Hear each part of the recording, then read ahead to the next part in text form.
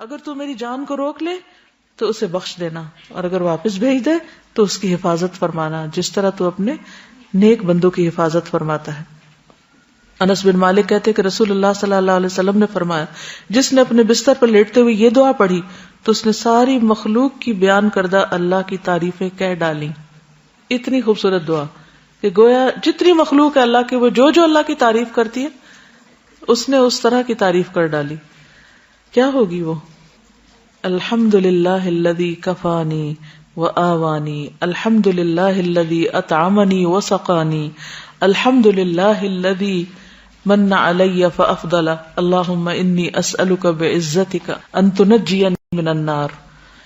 تمام تعریف اللہ کے لیے ہے جس نے میری کفایت کی اور مجھے رہنے کو جگہ عطا کی۔ تمام تعریف اللہ کے لیے جس نے مجھے کھلایا اور پلایا۔ تمام تعریف اللہ کے لیے جس نے مجھ پر احسان کیا اور مہربانی کی۔ اے اللہ، میں تجھ سے تیری عزت کے واسطے سے سوال کرتا ہوں کہ تو مجھے آگ سے نجات دے۔ ابن عمر سے روایت ہے، رسول اللہ صلی اللہ علیہ وسلم جب بستر پر تشریف لاتے تو فرماتے، الحمد للہ الذی کفانی وآوانی واطعمنی وسقانی، والذی من علی فافضل، والذی اعطانی فاجزل، الحمد للہ علی کل حال، اللہم رب کل شیء وملیکہ وإلہ کل شیء اعوذ بک من النار۔ تمام تعریف اللہ کے لیے ہے جس نے میری کفایت کی اور مجھے رہنے کو جگہ عطا کی، مجھے کھلایا اور پلایا، اور وہ ذات جس نے مجھ پہ بہت احسان کیا اور بہت زیادہ کیا، جس نے مجھے دیا اور بہت خوب دیا۔ ہر حال میں اللہ کی تعریف۔ اے اللہ، اے ہر چیز کے پالنے والے اور اس کے مالک، اے ہر چیز کے معبود، میں آگ سے تیری پناہ چاہتا ہوں۔ اس قدر خوبصورت دعا ہے۔ ابو ہریرہ سے مروی ہے کہ ایک مرتبہ ابو بکر نے عرض کیا، اے اللہ کے رسول صلی اللہ علیہ وسلم، مجھے ایسی دعا سکھا دیجیے جو میں صبح شام بستر پر لیٹتے وقت پڑھ لیا کروں۔ تو آپ نے یہ دعا سکھائی، اللہم عالم الغیب والشہادۃ فاطر السماوات والارض رب کل شیء وملیکہ اشہد ان لا الہ الا انت اعوذ بک من شر نفسی ومن شر الشیطان وشرکہ۔ پھر نبی صلی اللہ علیہ وسلم نے فرمایا، جو شخص اپنے بستر پر جا کر یہ دعا پڑھے اس کے سارے گناہ معاف کر دیے جائیں گے، خاص سمندر کی جھاگ برابر ہوں۔ لا الہ الا اللہ وحدہ لا شریک لہ، لہ الملک ولہ الحمد وہو علی کل شیء قدیر، لا حول ولا قوۃ الا باللہ، سبحان اللہ والحمد للہ ولا الہ الا اللہ واللہ اکبر۔ برا بن عازب کہتے ہیں، نبی صلی اللہ علیہ وسلم نے ایک صحابی کو وصیت کی اور فرمایا، جب تم بستر پہ جانے لگو تو یہ پڑھا کرو، اللہم اسلمت نفسی الیک وفوضت امری الیک ووجہت وجہی الیک والجأت ظہری الیک رغبتا ورہبتا الیک لا ملجأ ولا منجا منک الا الیک آمنت بکتابک الذی انزلت ونبیک الذی ارسلت۔ اے اللہ، میں نے اپنی جان تیرے حوالے کی، اپنا معاملہ تجھے سونپا، اپنے آپ کو تیری طرف متوجہ کیا، اپنی پشت کو تیری پناہ میں دے دیا، تجھ سے امید کے ساتھ اور خوف کے ساتھ، تیرے سوا کوئی جائے پناہ اور نجات کی جگہ نہیں۔ میں ایمان لایا تیری کتاب پر جو تو نے نازل کی اور تیرے نبی پر جس کو تو نے بھیجا۔ دیکھیے کتنے ذکر ہیں، کتنی دعائیں ہیں، ایک سے ایک بڑھ کر خوبصورت ہے۔ سیدنا سہیل سے روایت ہے، جب ہم میں سے کوئی سونے لگتا تو ابو صالح کہتے، دائیں کروٹ پہ سو جاؤ اور یہ دعا پڑھو، اللہم رب السماوات ورب الارض ورب العرش العظیم ربنا ورب کل شیء فالق الحب والنوى ومنزل التوراة والانجیل والفرقان اعوذ بک من شر کل شیء انت آخذ بناصیتہ اللہم انت الاول فلیس قبلک شیء وانت الآخر فلیس بعدک شیء وانت الظاہر فلیس فوقک شیء وانت الباطن فلیس دونک شیء اقض عنا الدین واغننا من الفقر۔ نیند آنے تک ذکر کرتے رہیں۔ ربیہ بن کعب اسلمی کہتے ہیں، میں دن کے وقت نبی صلی اللہ علیہ وسلم کی خدمت کرتا، جب رات ہو جاتی تو میں آپ کے دروازے پر جا کر رات گزارتا، میں آپ کو ذکر کرتے ہوئے سنتا رہتا، آپ سبحان اللہ سبحان اللہ سبحان ربی پڑھتے رہتے، یہاں تک کہ میں اکتا جاتا اور مجھ پہ نیند کا غلبہ آ جاتا اور میں سو جاتا۔ رات کو پہلو بدلتے وقت لا الہ الا اللہ الواحد القہار رب السماوات والارض وما بینہما العزیز الغفار۔ رات آنکھ کھل جائے لا الہ الا اللہ وحدہ لا شریک لہ، لہ الملک ولہ الحمد وہو علی کل شیء قدیر، الحمد للہ وسبحان اللہ ولا الہ الا اللہ واللہ اکبر ولا حول ولا قوۃ الا باللہ۔ پھر کہے اللہم اغفر لی، یا کوئی دعا کرے تو اس کی دعا قبول ہوگی، اگر بستر سے اٹھ کر وضو کرے اور نماز پڑھے تو نماز قبول ہوگی۔ پھر برا خواب آ جائے تو دعا پڑھیے، اعوذ باللہ من شر الشیطان وشرہا۔ پھر نیند میں ڈر جانے پر بھی دعا پڑھیں، اعوذ بکلمات اللہ التامات من غضبہ وعقابہ وشر عبادہ ومن ھمزات الشیاطین وان یحضرون. زبانی یاد کر لیں ورنہ رات کو اٹھ کے لائٹ آن کر کے کہاں سے ڈھونڈ کے پڑھیں گے. نیند میں ڈر جائیں تو پڑھیں اعوذ بکلمات اللہ التامات من غضبہ وعقابہ وشر عبادہ ومن ھمزات الشیاطین وان یحضرون. پھر اسی طرح خالد بن ولید کہتے ہیں میں رات کو نیند میں گھبرا جایا کرتا تھا تو نبی صلی اللہ علیہ وسلم کی خدمت میں حاضر ہوا تو میں نے عرض کی میں رات کو نیند میں ڈر جاتا ہوں تو میں اپنی تلوار اٹھا لیتا ہوں اور جو چیز سامنے آتی ہے اسے مار ڈالتا ہوں. آپ نے فرمایا کیا میں تمہیں وہ کلمات نہ سکھاؤں کہ جو روح الامین نے مجھے سکھائے؟ میں نے کہا کیوں نہیں. آپ نے فرمایا کہو اعوذ بکلمات اللہ التامات التی لا یجاوزہن بر ولا فاجر من شر ما ینزل من السماء وما یعرج فیہا ومن شر فتن اللیل والنہار ومن کل طارق الا طارقا یترک بخیر یا رحمان. اسی طرح ایک اور روایت میں ہے رسول اللہ صلی اللہ علیہ وسلم نے فرمایا جو رات میں تکلیف اور مشقت اٹھانے سے گھبرائے اور ڈرے کہ دشمن اس سے لڑے تو وہ کثرت سے یہ کلمات پڑھے سبحان اللہ والحمد للہ ولا الہ الا اللہ واللہ اکبر وآخر دعوانا ان الحمد للہ رب العالمین. سبحانک اللہم وبحمدک اشہد ان لا الہ الا انت استغفرک واتوب الیک. السلام علیکم ورحمۃ اللہ وبرکاتہ. السلام علیکم ورحمۃ اللہ وبرکاتہ.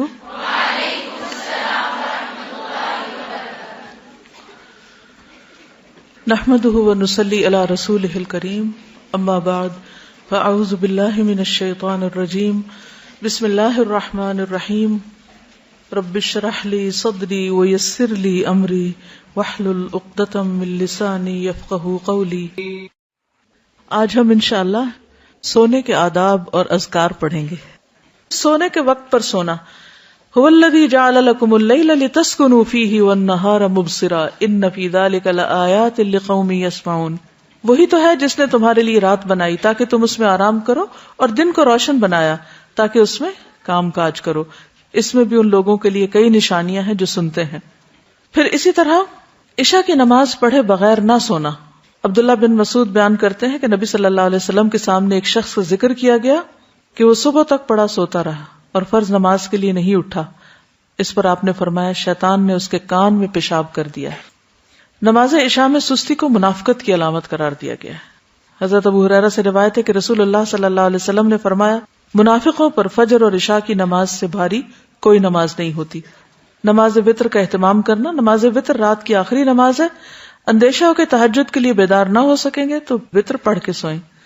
پھر اسی طرح حدیث میں آتا ہے کہ جسے اندیشہ ہو کہ وتر پڑھنے کے لیے رات کے آخری حصے میں نہیں اٹھ سکے گا اسے رات کے پہلے حصے میں عشاء کے بعد وتر پڑھ لینی چاہیے. نماز عشاء کے بعد سونے میں تاخیر نہیں کرنی چاہیے سوائے اس کے کہ ذکر الہی یا علمی گفتگو یا دینی مذاکرہ ہو. گھر والوں سے ضروری بات کے لیے جاگا جا سکتا ہے. نبی صلی اللہ علیہ وسلم نے فرمایا رات کا اندھیرا پھیل جانے کے بعد لایانی گفتگو نہ کیا کرو. اور ہمارے اکثر پروگرامز اور جو کچھ ہم دیکھتے سنتے ہیں یا جو کچھ ہوتا ہے وہ عام طور پر لایانی ہی ہوتا ہے. ابو برزہ اسلمی کہتے ہیں کہ آپ صلی اللہ علیہ وسلم عشاء میں تاخیر پسند فرماتے لیکن اس سے پہلے سونے کو اور اس کے بعد باتوں کو ناپسند کرتے. بسم اللہ پڑھ کر گھر کے دروازے بند کر دینے چاہیے کیونکہ حدیث میں آتا ہے کہ دروازوں کو بند کر لیا کرو اور اللہ کا نام لے لیا کرو کیونکہ شیطان بند دروازے نہیں کھولتا. سونے سے قبل آگ وغیرہ بجھا دینی چاہیے. خصوصاً سردی کے موسم میں گیس کے ہیٹرز وغیرہ بند کر دینے چاہیے. نبی صلی اللہ علیہ وسلم نے فرمایا جب سونے لگو تو گھر میں آگ کھلی نہ چھوڑو. آپ نے فرمایا ابن عباس سے روایت ہے کہ ایک بار ایک چوہیا چراغ کی بتی گھسیٹتی ہوئی لے آئی اور رسول اللہ صلی اللہ علیہ وسلم کے سامنے چٹائی پر ڈال دی جس پر آپ تشریف فرما تھے اور ایک درہم کے برابر جگہ بھی جل گئی.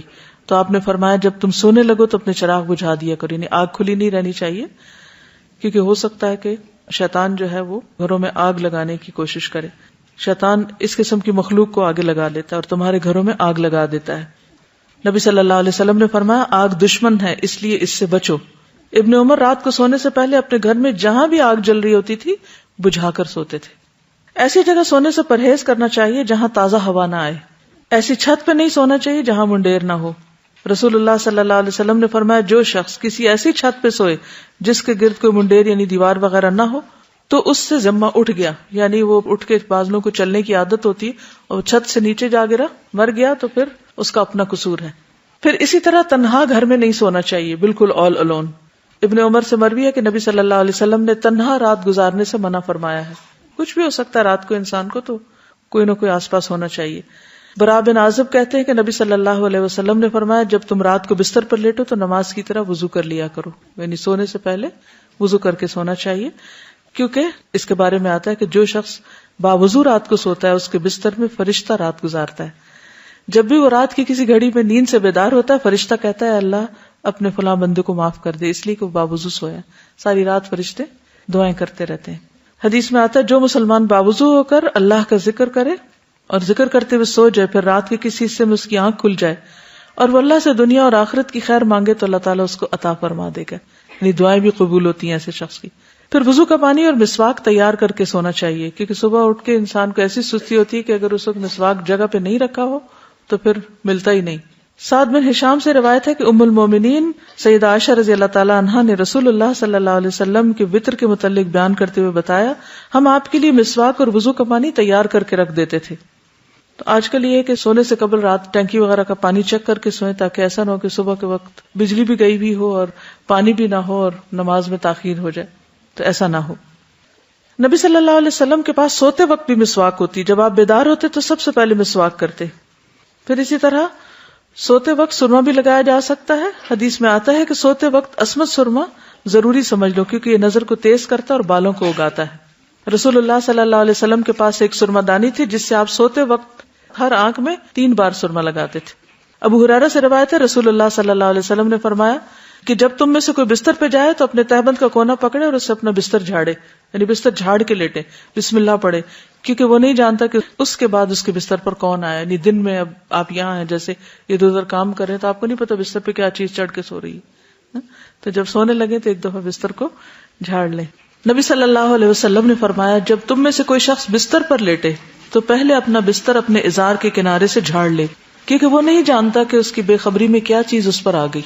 آپ صلی اللہ علیہ وسلم نے فرمایا جو شخص اپنے بستر پر جانے لگے تو اسے چاہیے کہ وہ اپنے کپڑے کے کنارے سے اسے 3 مرتبہ جھاڑ لے، یعنی اپنا دوپٹہ لے کے یا کسی بھی چیز سے اس کو اچھی طرح جھاڑ لیں، یا ویسے ہاتھ سے بھی جھاڑ سکتے ہیں. پھر یہ کہ زیادہ آرام دہ بستر نہ استعمال کریں.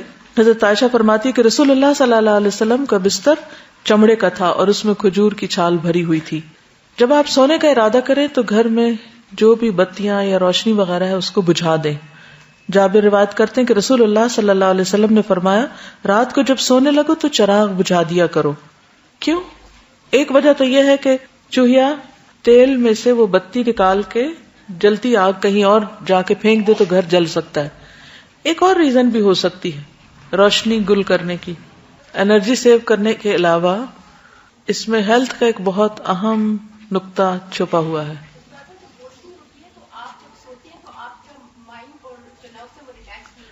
ٹھیک ہے، روشنی میں سونے کی وجہ سے آپ ریلیکس نہیں ہوتے پوری طرح. ہمارے جسم کے کچھ حصے صرف اس وقت کام کرتے ہیں جب مکمل ڈارکنیس ہوتی ہے. اگر تھوڑی سی بھی روشنی کمرے میں ہو تو بھی وہ عمل متاثر ہوتا ہے. اس لیے کوشش یہ کیا کریں کہ جب آپ سوئیں سونے سے پہلے آپ بستر جھاڑ لیں، ہر چیز کا بندوبست کر لیں، قریب اپنے ٹارچ رکھ لیں یا بیڈ سائڈ ٹیبل پہ اگر لیمپ وغیرہ ہے تو اس کو استعمال کر سکتے ہیں ضرورت پڑنے پر. لیکن سوتے وقت بتیاں بجھا کر سوئیں. کچھ لوگ ڈرتے رہتے ہیں اور وہ روشنی کر کے سوتے ہیں اور سونے کے باوجود ان کی تھکاوٹ نہیں اترتی، کیونکہ آپ پوری طرح ریلیکس ہی نہیں ہوتے.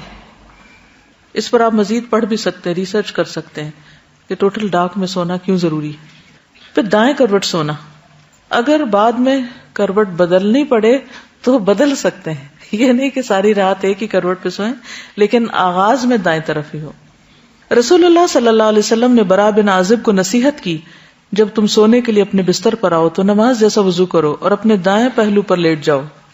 ابو قتادہ کہتے ہیں کہ جب رسول اللہ صلی اللہ علیہ وسلم دوران سفر رات کے وقت پڑاؤ کرتے تو اپنی دائیں کروٹ لیٹتے، اور اگر صبح سے کچھ دیر پہلے پڑاؤ کرتے تو اپنے بازو کو کھڑا کرتے اور ہتھیلی پر اپنا چہرہ رکھتے، نہیں نیچے رکھ کے نہیں سوتے بلکہ بازو کھڑا کر کے سوتے. کیوں؟ تاکہ زیادہ گہری نیند نہ سو جائیں، نماز کے لیے اٹھ سکیں. دایاں ہاتھ رخسار کے نیچے رکھنا، یعنی سوتے وقت نہ صرف یہ کہ دائیں کروٹ ہو بلکہ دایاں ہاتھ دائیں گال کے نیچے ہو. سیدنا حذیفہ نے فرمایا کہ رسول اللہ صلی اللہ علیہ وسلم جب رات کو بستر پر لیٹتے تو اپنا ہاتھ رخسار کے نیچے رکھتے تھے. سیدہ حفصہ کہتی ہے کہ رسول اللہ صلی اللہ علیہ وسلم جب سونے کا ارادہ فرماتے تو اپنا دایاں ہاتھ رخسار کے نیچے رکھ لیتے، پھر 3 مرتبہ فرماتے اللہم قنی عذابک یوم تبعث عبادک، اے اللہ مجھے اپنے عذاب سے بچا لینا جس دن تو اپنے بندوں کو اٹھائے گا، یعنی قیامت کے دن. تجربات سے یہ بات پتہ چلتی ہے کہ دائیں ہتھیلی اور رخسار کے ملنے سے، یعنی دائیں ہتھیلی اور رخسار یعنی 2 جگہوں کے ملنے سے دماغ کا دایاں حصہ متحرک ہو جاتا ہے. اس طرح دوران خون تحریک کا سلسلہ شروع ہو جاتا ہے، یعنی سرکولیشن بہتر ہوتی ہے. اس عمل کے دوران زائد اور مضر چربی LDL وہ زائل ہو جاتی ہے، جس سے اعصاب پرسکون ہوتے ہیں اور نیند بھی پرسکون ہوتی. تو ہر چیز میں ایک حکمت ہے، لیکن ہم اس سے بڑھ کر سنت کی پیروی کریں گے. پھر پیٹ کے بل الٹا ہو کر نہ لیٹیں. ابو ہریرہ رضی اللہ عنہ سے روایت ہے کہ رسول اللہ صلی اللہ علیہ وسلم نے ایک آدمی کو پیٹ کے بل لیٹے ہوئے دیکھا تو فرمایا اس طرح پیٹ کے بل لیٹنا اللہ تعالیٰ کو پسند نہیں. ابو ذر رضی اللہ عنہ سے روایت ہے کہ میں پیٹ کے بل لیٹا ہوا تھا، نبی صلی اللہ علیہ وسلم میرے پاس سے گزرے، مجھے قدم مبارک سے ٹھوکا دیا اور فرمایا اے پیارے جنیدب، یہ اہل جہنم کے لیٹنے کا انداز ہے، یعنی ایسے مت لیٹو. منہ لپیٹ کر نہ سونا. کچھ لوگ رضائی کے اندر منہ رکھ کے سوتے ہیں، اس سے کیا نقصان ہوتا ہے؟ آکسیجن نہیں ملتی اور کاربن ڈائی آکسائڈ ہی انہیل کرتے رہتے ہیں بار بار. اب ساری رات اگر یہی کام کریں گے تو صبح فریش کیسے اٹھیں گے؟ پھر اللہ کا ذکر کرنا. نبی صلی اللہ علیہ وسلم نے فرمایا جو آدمی اپنے بستر پر آئے لیکن اللہ کا ذکر نہ کرے وہ بھی اس کے لیے باعث حسرت ہوگا، یعنی بستر اس کے خلاف گواہی دے گا. عبداللہ بن مسعود کہتے ہیں کہ اللہ کا ذکر کرتے وقت نیند کا آنا شیطان کی طرف سے ہے، یعنی اللہ کے ذکر کے دوران سونا شیطان کی طرف سے. اگر چاہو تجربہ کر کے دیکھ لو، اور جب تم میں سے کوئی سونے کا ارادہ کرے تو اللہ تعالیٰ کا ذکر کرے. تسبیحات فاطمہ پڑھنا یہ ہر تھکاوٹ کا علاج بھی ہے. سیدنا علی سے روایت ہے کہ فاطمہ رضی اللہ تعالیٰ عنہا کے ہاتھوں میں چکی پیسنے کی وجہ سے تکلیف ہو گئی، گٹھے پڑ گئے، تو وہ اس کی شکایت لے کر نبی صلی اللہ علیہ وسلم کی خدمت میں حاضر ہوئی، کیونکہ انہیں پتا چلا تھا کہ آپ کے پاس کچھ غلام آئے ہیں، لیکن ان کی ملاقات نبی صلی اللہ علیہ وسلم سے نہ ہو سکی. اس لیے حضرت فاطمہ نے حضرت عائشہ سے اس بات کا ذکر کیا. جب آپ گھر تشریف لائے تو حضرت عائشہ نے اس کا تذکرہ کیا. حضرت علی بیان کرتے ہیں پھر آپ ہمارے ہاں تشریف لائے، ہم اس وقت اپنے بستروں پر لیٹ چکے تھے، ہم نے اٹھنا چاہا تو آپ نے فرمایا تم دونوں لیٹے رہو. پھر آپ میرے اور فاطمہ کے درمیان بیٹھ گئے. میں نے آپ صلی اللہ علیہ وسلم کے قدموں کی ٹھنڈک اپنے پیٹ پر محسوس کی. پھر آپ نے فرمایا تم دونوں نے جو چیز مجھ سے مانگی ہے کیا میں اس سے بہتر چیز نہ دوں؟ کیا اس سے بہتر بات نہ بتاؤں؟ جب تم اپنے بستر پر لیٹ جاؤ تو 33 بار سبحان اللہ، 33 بار الحمدللہ اور 34 بار اللہ اکبر کہو، یہ تمہارے لیے خادم سے زیادہ بہتر ہے. اس میں کیا سیکھنے کی بات ہے کہ جب بچے کو مطالبہ لے کر آئے تو کیا کرنا چاہیے؟ ان کی توجہ اس سے بہتر بات کی طرف کر دینی چاہیے. یعنی اگر آپ نے کچھ نہ دینا ہو تو ایک اچھی بات ہی بتا دیں. عموماً ہم کیا کرتے ہیں جب ہم بچوں کو کچھ دینا نہیں چاہتے تو پھر کیا کرتے ہیں؟ ڈانٹ ڈپٹ کو بھیج دیتے ہیں. تو بہتر ہے کہ کوئی اچھی بات بتا دیں ان کو. آیت الکرسی پڑھنا. آیت الکرسی شیطان سے محفوظ رکھنے والی آیت ہے. وہ مشہور روایت جس میں سیدنا ابی ابن کعب اپنے والد سے روایت کرتے ہیں کہ ان کے کھجوروں کے کھیت تھے، وہ اس میں کمی دیکھتے، یعنی ان کی چوری ہوتی تھی. ایک رات انہوں نے چور پکڑ لیا. وہ ایک جانور سے مشابہ ایک نوعمر لڑکا تھا، جانور جیسی شکل تھی. انہوں نے سلام کیا تو اس نے جواب دیا. پوچھا تم کون ہو، جن ہو یا انسان؟ اس نے کہا میں جن ہوں. انہوں نے کہا اپنا ہاتھ میری طرف بڑھاؤ. اس نے اپنا ہاتھ بڑھایا. اس کا ہاتھ کتے کے ہاتھ کی طرح تھا، بال کتے کے بال کی طرح تھے. انہوں نے پوچھا کیا اس طرح جنوں کی تخلیق ہوئی، یعنی ایسی شکل ہوتی ہے؟ اس نے کہا میں یہ جانتا ہوں کہ جنوں میں مجھ سے زیادہ شدید اور کوئی نہیں.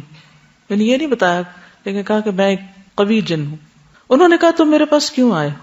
اس نے کہا مجھے خبر ملی ہے کہ تم صدقہ کرنا بہت پسند کرتے ہو تو میں تمہارے کھانے میں سے اپنا حصہ لینے آیا ہوں. انہوں نے کہا کیا چیز تم سے بچا سکتی ہے؟ اس نے کہا وہ آیت جو سورۃ البقرہ میں ہے، یعنی آیت الکرسی. لفظ نہیں آیت الکرسی بولا. جو کوئی اس کو رات کے وقت پڑھے گا وہ صبح تک مجھ سے پناہ میں رہے گا، اور جو صبح اسے پڑھے گا وہ رات تک مجھ سے پناہ میں رہے گا. پھر جب صبح کو انہوں نے اس بات کا ذکر نبی صلی اللہ علیہ وسلم سے کیا تو آپ نے فرمایا اس خبیث نے سچ کہا. آپ کی تو نہیں کبھی چوری ہوئی؟ کوئی چیز کم تو نہیں ہوئی؟ عام طور پر جب کوئی چیز چوری ہو جاتی ہے، کم ہو جاتی ہے، تو ہم صرف انسانوں پر ہی شک کرتے ہیں. اس میں ایک احتمال یہ بھی رکھیے کہ شیاطین ہیں یا شیطانوں کے چیلے ہیں جو یہ کام کرتے ہیں. تو ان سب سے بچنے کے لیے کیا کرنا چاہیے؟ جی ہاں،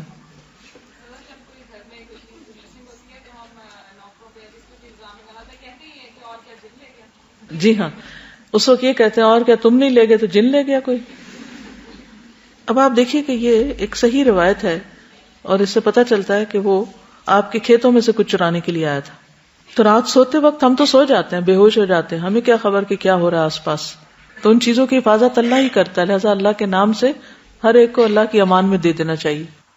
میں یہ بتانا چاہ رہی ہوں کہ ابھی جب یہ واقعہ بیان ہو رہا تھا تو میرے جسم کے رونگٹے بھی کھڑے ہو گئے کہ میں یہ سوچ رہی تھی کہ 2 ماہ پہلے میرے پاس ایک بچی کام کرتی تھی اور وہ چلی گئی اور اس کے گھر والے بھی قریب رہتے تھے، اور جب وہ چلی گئی تو اس کے جانے کے بعد ہم نے دیکھا کہ میرے کچن میں چاول کی بوری ہے جو آدھی خالی ہو گئی ہے، اور اب اس کے جانے کے بعد 2 ماہ میں اس کا 1/4 بھی حصہ ختم نہیں ہوا. اور ابھی رات کو بھی ہم یہی بات کر رہے تھے کہ اب دیکھا بھی نہیں، پوری طرح یقین سے بھی نہیں کہہ سکتے، لیکن ایک دم سے اچانک وہ آدھی بوری کہاں چلی گئی. اور اب چونکہ جب بچی گھر میں ہوتی ہے تو ہم ملازمہ کے اوپر انحصار بھی زیادہ کرتے ہیں، اور یہ بھی بہت ممکن ہے کہ میں نے آیت الکرسی بھی نہ پڑھی ہو، لیکن اب مجھے لگ رہا ہے کہ مجھے اس کا بریز ذمہ کر دینا چاہیے کیونکہ یہ بھی ممکن ہے. ہو سکتا ہے کہ جس کو ہم چور کہہ رہے ہوں چور نہ ہو، اور اس طرح ہمارے عمل نہ برباد ہو جائیں، کیونکہ بعض گمان گناہ ہوتے ہیں. ان بعض الظن اسم.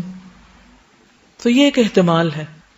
آیت الکرسی تو سب کو آتی نہیں آتی تو یاد کر لیجئے. پھر دوسری روایت حضرت ابو ہریرہ والی بھی ہے اس سلسلے میں، جن کو صدقہ فطر پر مقرر کیا گیا اور 3 رات تک شیطان آتا رہا اور وہ اس میں سے چرانے کی کوشش کر رہا تھا، تو حضرت ابو ہریرہ پکڑ لیتے تھے. اور پھر آخر میں کیا اس نے بتایا کہ اگر تم آیت الکرسی پڑھ لو تو ایک فرشتہ رات بھر تیری حفاظت کرے گا اور شیطان تمہارے قریب بھی نہ آئے گا.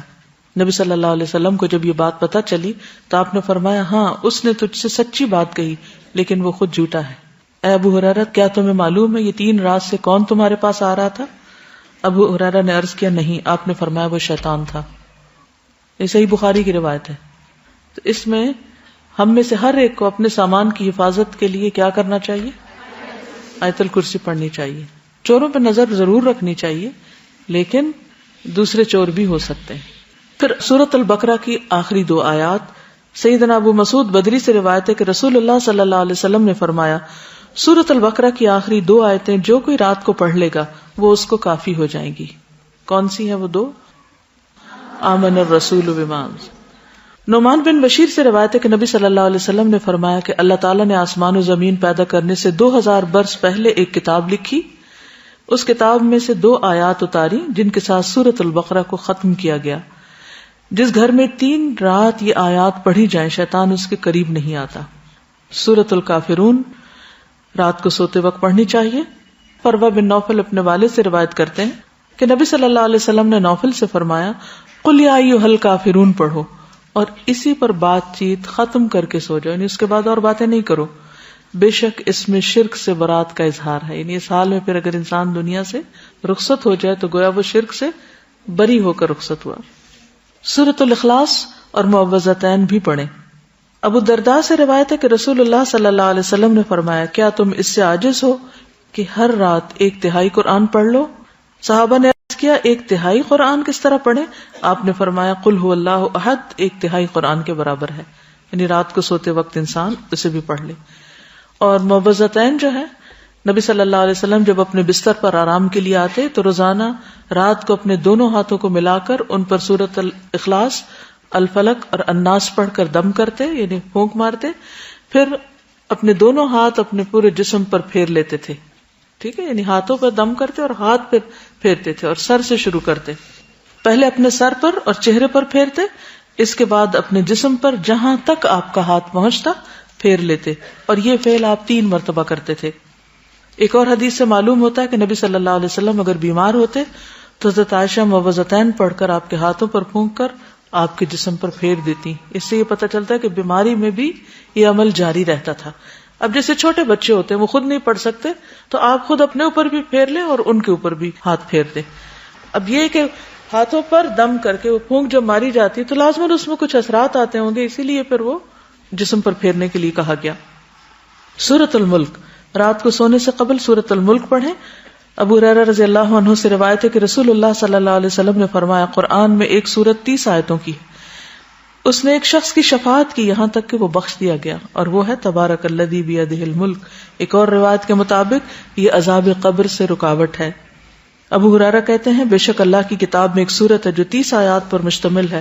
وہ ایک شخص کی شفاعت کروائے گی, پھر اسے آگ سے نکلوا لے گی اور جنت میں داخل کروا دے گی, یعنی سورۃ الملک. سورۃ السجدہ بھی پڑھی جائے اگر آپ پڑھ سکیں تو. جابر سے روایت ہے نبی صلی اللہ علیہ وسلم نہ سوتے جب تک کہ سورۃ الف لام میم تنزیل یعنی سورۃ السجدہ نہ پڑھ لیتے. ایک اور روایت میں بھی آتا ہے کہ آپ اس وقت تک نہیں سوتے تھے جب تک سورۃ السجدہ اور تبارک نہ پڑھ لیتے. حضرت عائشہ سے روایت ہے نبی صلی اللہ علیہ وسلم سوتے نہیں تھے جب تک کہ زمر اور بنی اسرائیل نہیں پڑھ لیتے تھے. ہم تو ساری زندگی بھر نہ کبھی ایک دفعہ یہ سب کچھ پڑھا ہو. ہم کیوں نہیں پڑھ سکتے؟ ہمیں کیا مشکل ہے؟ کیونکہ ہم بہت مصروف ہیں. ہماری اکثریت کی مصروفیت کیا ہے؟ ہمیں تو سونے کا ٹائم نہیں ملتا, تو سوتے سوتے دیر کر دیتے ہیں, پھر اس وقت ہم صورتیں پڑھنے بیٹھ جائیں تو آدھی رات یوں گزر جائے گی. کیا کیا وجوہات ہو سکتی ہیں اس کے نہ پڑھ پانے کی؟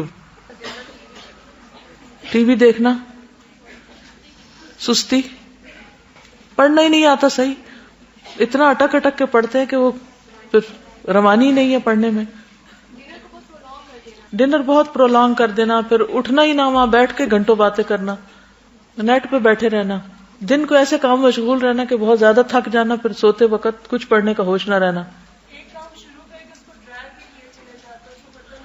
جی, کیونکہ ہماری کوئی ٹائم مینجمنٹ نہیں ہوتی, ہم نے کوئی ٹارگٹ سیٹ ہی نہیں کیا کہ یہ کر کے سونا ہے, لہٰذا بس جب بھی سو گئے, جس پہلو پہ بھی سو گئے, جہاں بھی سو گئے, چاہے تو صوفے پہ سو گئے یا کہیں اور سو گئے.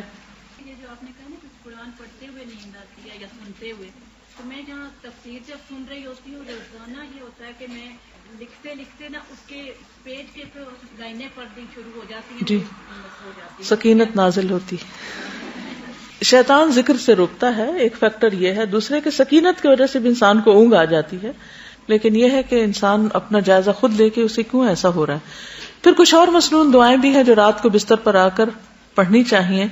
ایک تو وہی اللہم قنی عذابک یوم تبعث عبادک, پھر اللہم بسمک اموت واحیا, اور پھر الحمدللہ الذی اطعمنا وسقانا وکفانا وآوانا فکم ممن لا کافی لہ ولا مؤوی. حضرت انس کہتے ہیں کہ حضور صلی اللہ علیہ وسلم بستر پر جا کر یہ دعا پڑھا کرتے تھے. ایک اور روایت میں زہیر النماری کہتے ہیں کہ آپ یہ پڑھتے تھے اللہم اغفر لی ذنبی واخسأ شیطانی وفک رہانی وثقل میزانی وجعلنی فی الندی الاعلی. اے اللہ میرے گناہ بخش دے, میرے شیطان کو دفع کر دے, میرے نفس کو آزاد کر دے یعنی آگ سے, میرے میزان کو بھاری کر دے, مجھے اعلی مجلس والوں میں شامل کر دے. عبداللہ بن عمر نے ایک شخص کو سوتے وقت یہ پڑھنے کو کہا اللہم خلقت نفسی وانت توفاها لک مماتها ومحیاها ان احییتها فاحفظها وان امتها فاغفر لها اللہم انی اسألک العافیہ. پھر ایک اور روایت ابو ہریرہ کہتے ہیں کہ نبی صلی اللہ علیہ وسلم نے فرمایا جو شخص اپنے بستر پہ جانے لگے تو اسے چاہیے کہ وہ اپنے کپڑے کے کنارے سے اسے 3 بار جھاڑ لے, پھر یہ دعا پڑھے بسمک ربی وضعت جنبی وبک ارفعہ ان امسکت نفسی فاغفر لها وان ارسلتها فاحفظها بما تحفظ به عبادك الصالحین. اے میرے رب تیرا نام لے کر میں اپنا پہلو رکھتا ہوں, تیرے نام ہی کے ساتھ اس کو اٹھاتا ہوں, اگر تو میری جان کو روک لے تو اسے بخش دینا, اور اگر واپس بھیج دے تو اس کی حفاظت فرمانا جس طرح تو اپنے نیک بندوں کی حفاظت فرماتا ہے. انس بن مالک کہتے کہ رسول اللہ صلی اللہ علیہ وسلم نے فرمایا جس نے اپنے بستر پر لیٹتے ہوئے یہ دعا پڑھی تو اس نے ساری مخلوق کی بیان کردہ اللہ کی تعریفیں کہہ ڈالی. اتنی خوبصورت دعا کہ گویا جتنی مخلوق ہے اللہ کے, وہ جو اللہ کی تعریف کرتی ہے اس نے اس طرح کی تعریف کر ڈالی. کیا ہوگی وہ؟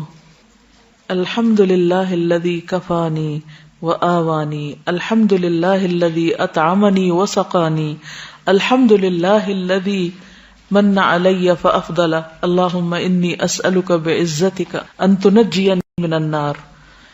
تمام تعریف اللہ کے لیے ہے جس نے میری کفایت کی اور مجھے رہنے کو جگہ عطا کی. تمام تعریف اللہ کے لیے جس نے مجھے کھلایا اور پلایا.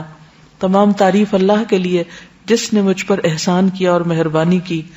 اے اللہ میں تجھ سے تیری عزت کے واسطے سے سوال کرتا ہوں کہ تو مجھے آگ سے نجات دے. ابن عمر سے روایت ہے رسول اللہ صلی اللہ علیہ وسلم جب بستر پر تشریف لاتے تو فرماتے الحمدللہ الذی کفانی و آوانی و اطعمنی و سقانی والذی من علی فافضل والذی اعطانی فاجزل الحمدللہ علی کل حال اللہم رب کل شیء و ملیکہ و الہ کل شیء اعوذ بک من النار. تمام تعریف اللہ کے لیے ہے جس نے میری کفایت کی اور مجھے رہنے کو جگہ عطا کی, مجھے کھلایا اور پلایا, اور وہ ذات جس نے مجھ پہ بہت احسان کیا اور بہت زیادہ کیا, جس نے مجھے دیا اور بہت خوب دیا. ہر حال میں اللہ کی تعریف. اے اللہ, اے ہر چیز کے پالنے والے اور اس کے مالک, اے ہر چیز کے معبود, میں آگ سے تیری پناہ چاہتا ہوں. اس قدر خوبصورت دعا ہے. ابو ہریرہ سے مروی ہے کہ ایک مرتبہ ابو بکر نے عرض کیا, اے اللہ کے رسول صلی اللہ علیہ وسلم, مجھے ایسی دعا سکھا دیجیے جو میں صبح شام بستر پر لیٹتے وقت پڑھ لیا کروں. تو آپ نے یہ دعا سکھائی, اللہم عالم الغیب والشہادۃ فاطر السماوات والارض رب کل شیء وملیکہ اشہد ان لا الہ الا انت اعوذ بک من شر نفسی ومن شر الشیطان وشرکہ. پھر نبی صلی اللہ علیہ وسلم نے فرمایا, جو شخص اپنے بستر پر جا کر یہ دعا پڑھے اس کے سارے گناہ معاف کر دیے جائیں گے, خاص سمندر کی جھاگ برابر ہوں. لا الہ الا اللہ وحدہ لا شریک لہ لہ الملک ولہ الحمد وہو علی کل شیء قدیر لا حول ولا قوۃ الا باللہ سبحان اللہ والحمد للہ ولا الہ الا اللہ واللہ اکبر. برا بن عازب کہتے ہیں نبی صلی اللہ علیہ وسلم نے ایک صحابی کو وصیت کی اور فرمایا, جب تم بستر پہ جانے لگو تو یہ پڑھا کرو, اللہم اسلمت نفسی الیک وفوضت امری الیک ووجہت وجہی الیک والجأت ظہری الیک رغبتا ورہبتا الیک لا ملجا ولا منجا منک الا الیک آمنت بکتابک الذی انزلت ونبیک الذی ارسلت.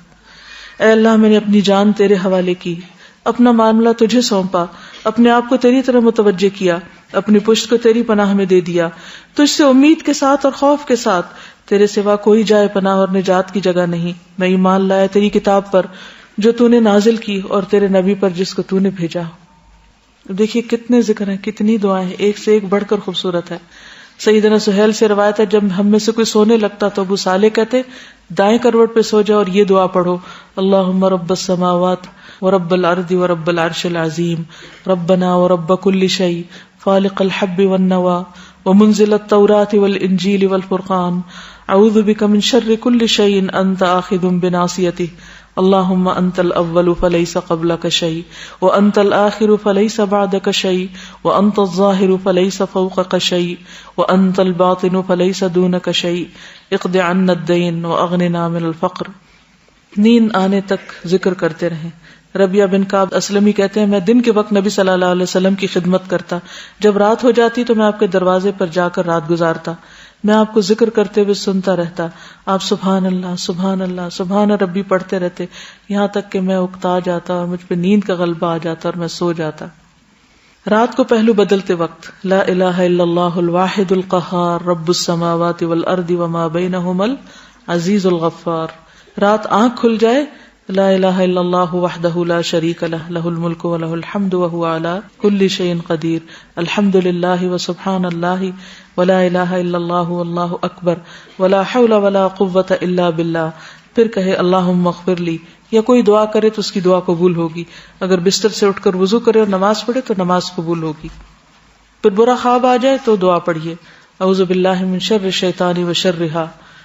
پھر نیند میں ڈر جانے پر بھی دعا پڑھیں اعوذ بکلمات اللہ التامات من غضبہ وعقابہ وشر عبادہ ومن ہمزات الشیاطین وان یحضرون. زبانی یاد کر لیں ورنہ رات کو اٹھ کے لائٹ آن کر کے کہاں سے ڈھونڈ کے پڑھیں گے. نیند میں ڈر جائیں تو پڑھیں اعوذ بکلمات اللہ التامات من غضبہ وعقابہ وشر عبادہ ومن ہمزات الشیاطین وان یحضرون.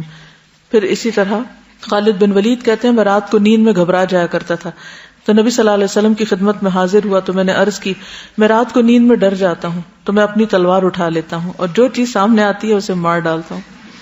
آپ نے فرمایا, کیا میں تمہیں وہ کلمات نہ سکھاؤں کہ جو روح الامین نے مجھے سکھائے؟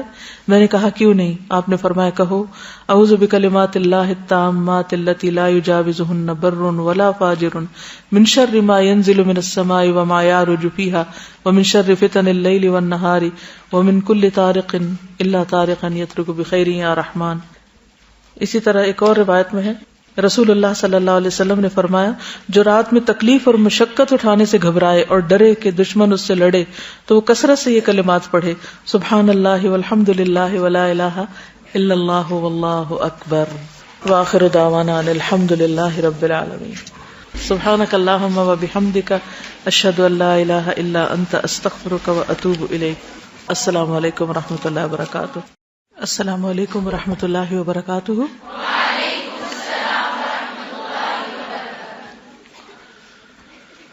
نحمده ونصلي على رسوله الكريم اما بعد فاعوذ بالله من الشيطان الرجيم بسم الله الرحمن الرحيم رب اشرح لي صدري ويسر لي امري واحلل عقدة من لساني يفقهوا قولي۔ آج ہم انشاءاللہ سونے کے آداب اور اذکار پڑھیں گے۔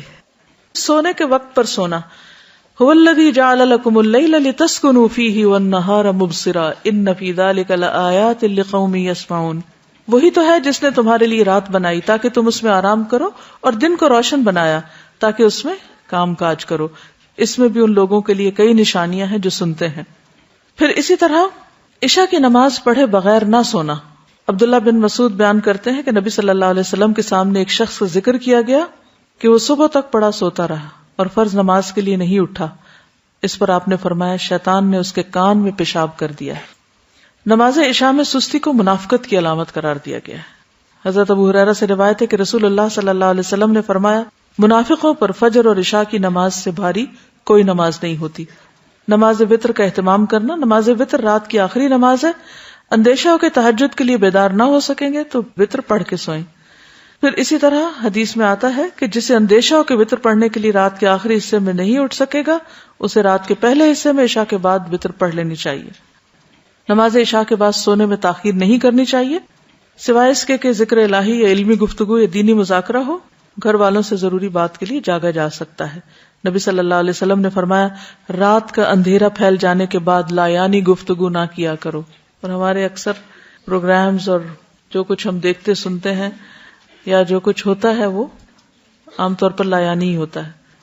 ابو برزہ اسلمی کہتے ہیں کہ آپ صلی اللہ علیہ وسلم عشاء میں تاخیر پسند فرماتے لیکن اس سے پہلے سونے کو اور اس کے بعد باتوں کو ناپسند کرتے۔ بسم اللہ پڑھ کر گھر کے دروازے بند کر دینے چاہیے کیونکہ حدیث میں آتا ہے کہ دروازوں کو بند کر لیا کرو اور اللہ کا نام لے لیا کرو کیونکہ شیطان بند دروازے نہیں کھولتا۔ سونے سے قبل آگ وغیرہ بجھا دینی چاہیے، خصوصاً سردی کے موسم میں گیس کے ہیٹرز وغیرہ بند کر دینے چاہیے۔ نبی صلی اللہ علیہ وسلم نے فرمایا جب سونے لگو تو گھر میں آگ کھلی نہ چھوڑو۔ آپ نے فرمایا ابن عباس سے روایت ہے کہ ایک بار ایک چوہیا چراغ کی بتی گھسیٹتی ہوئی لے آئی اور رسول اللہ صلی اللہ علیہ وسلم کے سامنے چٹائی پر ڈال دی جس پر آپ تشریف فرما تھے، اور ایک درہم کے برابر جگہ بھی جل گئی۔ تو آپ نے فرمایا جب تم سونے لگو تو اپنے چراغ بجھا دیا کرو، یعنی آگ کھلی نہیں رہنی چاہیے کیونکہ ہو سکتا ہے کہ شیطان جو ہے وہ گھروں میں آگ لگانے کی کوشش کرے۔ شیطان اس قسم کی مخلوق کو آگے لگا لیتا ہے اور تمہارے گھروں میں آگ لگا دیتا ہے۔ نبی صلی اللہ علیہ وسلم نے فرمایا آگ دشمن ہے اس لیے اس سے بچو۔ ابن عمر رات کو سونے سے پہلے اپنے گھر میں جہاں بھی آگ جل رہی ہوتی تھی بجھا کر سوتے تھے۔ ایسی جگہ سونے سے پرہیز کرنا چاہیے جہاں تازہ ہوا نہ آئے۔ ایسی چھت پہ نہیں سونا چاہیے جہاں منڈیر نہ ہو۔ رسول اللہ صلی اللہ علیہ وسلم نے فرمایا جو شخص کسی ایسی چھت پہ سوئے جس کے گرد کوئی منڈیر یعنی دیوار وغیرہ نہ ہو تو اس سے ذمہ اٹھ گیا، یعنی وہ اٹھ کے بازلوں کو چلنے کی عادت ہوتی ہے اور چھت سے نیچے جا گرا مر گیا تو پھر اس کا اپنا قصور ہے۔ پھر اسی طرح تنہا گھر میں نہیں سونا چاہیے، بالکل آل الون۔ ابن عمر سے مروی ہے کہ نبی صلی اللہ علیہ وسلم نے تنہا رات گزارنے سے منع فرمایا ہے۔ کچھ بھی ہو سکتا ہے رات کو انسان کو، تو کوئی نہ کوئی آس پاس ہونا چاہیے۔ برا بن عازب کہتے ہیں کہ نبی صلی اللہ علیہ وسلم نے فرمایا جب تم رات کو بستر پر لیٹو تو نماز کی طرح وضو کر لیا کرو، یعنی سونے سے پہلے وضو کر کے سونا چاہیے، کیونکہ اس کے بارے میں آتا ہے کہ جو شخص باوضو رات کو سوتا ہے اس کے بستر میں فرشتہ رات گزارتا ہے۔ جب بھی وہ رات کی کسی گھڑی میں نیند سے بیدار ہوتا ہے فرشتہ کہتا ہے اللہ اپنے فلاں بندے کو معاف کر دے، اس لیے کہ وہ باوضو سویا۔ ساری رات فرشتے دعائیں کرتے رہتے ہیں۔ حدیث میں آتا ہے جو مسلمان باوضو ہو کر اللہ کا ذکر کرے اور ذکر کرتے ہوئے سو جائے، پھر رات کے کسی حصے میں اس کی آنکھ کھل جائے اور وہ اللہ سے دنیا اور آخرت کی خیر مانگے تو اللہ تعالیٰ اس کو عطا فرما دے گا، یعنی دعائیں بھی قبول ہوتی ہیں ایسے شخص کی۔ پھر وضو کا پانی اور مسواک تیار کر کے سونا چاہیے، کیونکہ صبح اٹھ کے انسان کو ایسی سستی ہوتی ہے کہ اگر اس وقت مسواک جگہ پہ نہیں رکھا ہو تو پھر ملتا ہی نہیں۔ سعد بن ہشام سے روایت ہے کہ ام المومنین سیدہ عائشہ رضی اللہ تعالی عنہا نے رسول اللہ صلی اللہ علیہ وسلم کے وطر کے متعلق بیان کرتے ہوئے بتایا، ہم آپ کے لیے مسواک اور وضو کا پانی تیار کر کے رکھ دیتے تھے. تو آج کل یہ ہے کہ سونے سے قبل رات ٹینکی وغیرہ کا پانی چیک کر کے سوئیں، تاکہ ایسا نہ ہو کہ صبح کے وقت بجلی بھی گئی بھی ہو اور پانی بھی نہ ہو اور نماز میں تاخیر ہو جائے، تو ایسا نہ ہو. نبی صلی اللہ علیہ وسلم کے پاس سوتے وقت بھی مسواک ہوتی. جب آپ بیدار ہوتے تو سب سے پہلے مسواک کرتے. پھر اسی طرح سوتے وقت سرما بھی لگایا جا سکتا ہے. حدیث میں آتا ہے کہ سوتے وقت عصمت سرما ضروری سمجھ لو، کیونکہ یہ نظر کو تیز کرتا ہے اور بالوں کو اگاتا ہے. رسول اللہ صلی اللہ علیہ وسلم کے پاس ایک سرما دانی تھی جس سے آپ سوتے وقت ہر آنکھ میں 3 بار سرما لگاتے تھے. ابو ہریرہ سے روایت ہے رسول اللہ صلی اللہ علیہ وسلم نے فرمایا کہ جب تم میں سے کوئی بستر پہ جائے تو اپنے تہبند کا کونا پکڑے اور اس سے اپنا بستر جھاڑے، یعنی بستر جھاڑ کے لیٹے، بسم اللہ پڑھے، کیونکہ وہ نہیں جانتا کہ اس کے بعد اس کے بستر پر کون آیا. یعنی دن میں اب آپ یہاں ہیں، جیسے ادھر ادھر کام کر رہے ہیں تو آپ کو نہیں پتا بستر پہ کیا چیز چڑھ کے سو رہی ہے، تو جب سونے لگے تو ایک دفعہ بستر کو جھاڑ لیں. نبی صلی اللہ علیہ وسلم نے فرمایا جب تم میں سے کوئی شخص بستر پر لیٹے تو پہلے اپنا بستر اپنے ازار کے کنارے سے جھاڑ لے، کیونکہ وہ نہیں جانتا کہ اس کی بے خبری میں کیا چیز اس پر آ گئی. آپ صلی اللہ علیہ وسلم نے فرمایا جو شخص اپنے بستر پر جانے لگے تو اسے چاہیے کہ وہ اپنے کپڑے کے کنارے سے اسے 3 مرتبہ جھاڑ لے، یعنی اپنا دوپٹہ لے کے یا کسی بھی چیز سے اس کو اچھی طرح جھاڑ لیں، یا ویسے ہاتھ سے بھی جھاڑ سکتے ہیں. پھر یہ کہ زیادہ آرام دہ بستر نہ استعمال کریں. حضرت عائشہ فرماتی ہے کہ رسول اللہ صلی اللہ علیہ وسلم کا بستر چمڑے کا تھا اور اس میں کھجور کی چھال بھری ہوئی تھی. جب آپ سونے کا ارادہ کریں تو گھر میں جو بھی بتیاں یا روشنی وغیرہ ہے اس کو بجھا دیں. جابر روایت کرتے ہیں کہ رسول اللہ صلی اللہ علیہ وسلم نے فرمایا رات کو جب سونے لگو تو چراغ بجھا دیا کرو. کیوں؟ ایک وجہ تو یہ ہے کہ چوہیا تیل میں سے وہ بتی نکال کے جلتی آگ کہیں اور جا کے پھینک دے تو گھر جل سکتا ہے. ایک اور ریزن بھی ہو سکتی ہے روشنی گل کرنے کی، انرجی سیو کرنے کے علاوہ اس میں ہیلتھ کا ایک بہت اہم نقطہ چھپا ہوا ہے.